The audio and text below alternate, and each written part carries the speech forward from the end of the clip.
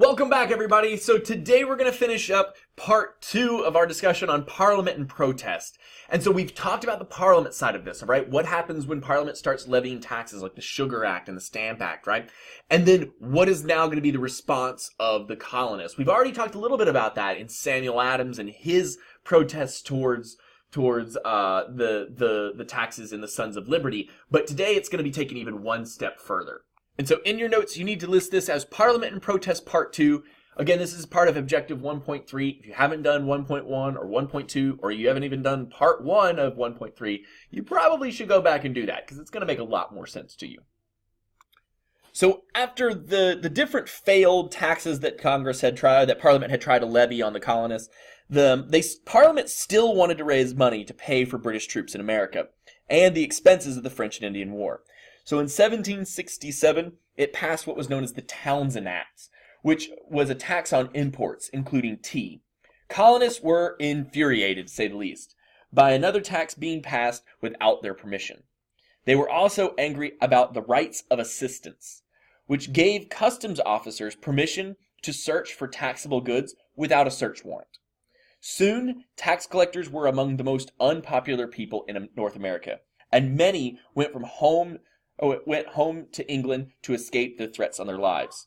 The royal governor of Massachusetts asked England to send soldiers to maintain peace and enforce the law. This picture actually even shows one tax collector being tarred and feathered, which means literally they would strip you of your clothing, they would pour hot tar all over your body, and then douse you with feathers.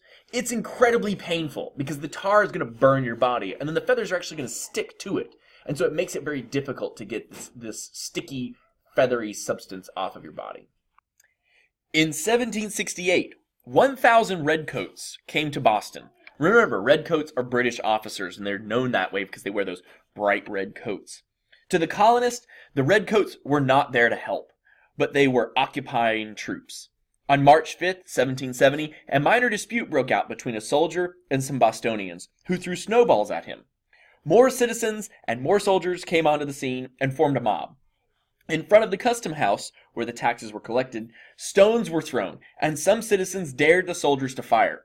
A few soldiers panicked, and did, killing 5 Boston citizens.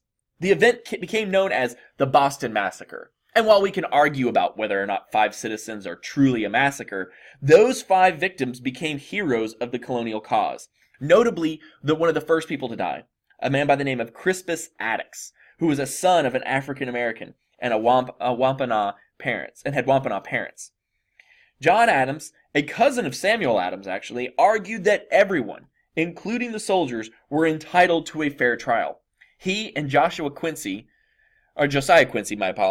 defended the soldiers who were freed on the grounds of self-defense. The trial demonstrated to the world that the colonists were committed to justice, just as anyone else would. Parliament ends up repealing all of the Townsend Acts in 1770, except for one, the tax on tea. People in Massachusetts were able to smuggle tea, however. But in 1773, when the British East India Company faced financial ruin, Parliament actually passed a new act called the Tea Act, giving the company a monopoly on selling tea directly to the colonists, and actually making taxed tea cheaper than smuggled tea. That reinforced taxes on the colonies and hurt local merchants, who made their living from tea. At midnight, on the night of December 16th, 1773, while 3 East India Company ships were docked in Boston, the Sons of Liberty, disguised as Native Americans, boarded the ship and dumped 340 chests of tea into Boston Harbor. This was dubbed the Boston Tea Party. Because they considered themselves loyal citizens, the British citizens, the colonists actually attempted to pay England back for the tea in exchange for a repeal of the Tea Act. However, the King and Parliament had finally had enough and were determined to punish the colony of Massachusetts. King George III acknowledged that England would either need to be the master of the colonies or leave them to themselves. He ended up picking the master. In 1774, Parliament passed the Coercive Acts, known in the colonies as the Intolerable Acts. Mainly because, well, for Boston Harbor, it was closed until colonists compensated the East India Company for its losses. Most of the town meetings were banned in Boston and across Massachusetts. The charter of Massachusetts was revoked. The Massachusetts legislature was put under the control of a new governor, General Thomas Gage. In effect, Boston was put under martial law. Royal officials who committed crimes in the colonies couldn't be tried in colonial courts, which was really a slap in the face to John Adams, who had defended the British officers in America, and they'd received a fair trial. The Quartering Act forced colonists to let British soldiers stay in their homes. Land the colonists thought belonged to them was given to Quebec in the Quebec Act.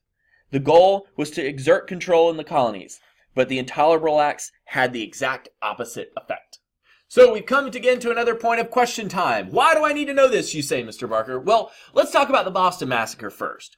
While it's sad, it was hardly a massacre, but it's used as an expert piece of propaganda.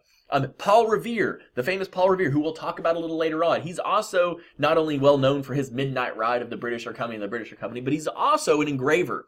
And he'll make a very famous picture of this, and it will be sent out around the colonies of the poor colonists being murdered and slaughtered by the angry, evil British. And it rallies people together. The Intolerable Acts also, while the punishment gains sympathy for Massachusetts, and it leads to the colonies starting to band together through boycotts. Suddenly now Virginia is going to stand up for Massachusetts, and Pennsylvania is going to stand up for Massachusetts. Massachusetts at the beginning of this was seen kind of as rebel rousers, people who were just causing problems. Eventually, though, the rest of the colonies are going to start to say, if that could happen to them, it could happen to us. And so that's it. If you have any questions about this, let me know. But the biggest thing you need to make sure you remember here is that these taxes, while you might argue whether or not they're fair or unfair, it does have an effect of fomenting dissent and making the colonists angry, right? And so as a result, it's pushing the colonies ever closer and closer and closer to war against Britain and a gradual independence. There are countless numbers of people in the colonies who thought these taxes are very fair, and they went right along with it. And there's people who will say, we should not break away from the king. There's known as loyalists.